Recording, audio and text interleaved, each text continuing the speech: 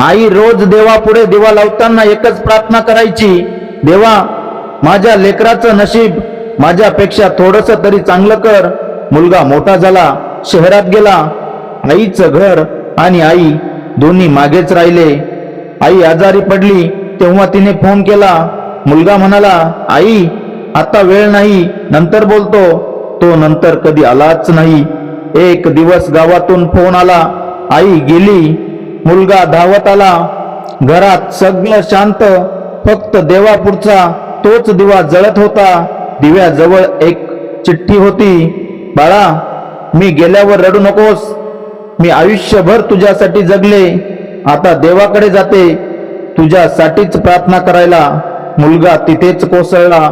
पहिल्यांदा कळलं, आई जिवंत असताना तिचा वेळ घेतला नाही आणि गेल्यावर अख्खं आयुष्य रिकामं झालं. मित्रांनो, आई असते तोपर्यंत तिला वेळ द्या, नंतर उरतो तो फक्त पश्चाताप. श्री स्वामी समर्थ. जय जय स्वामी समर्थ.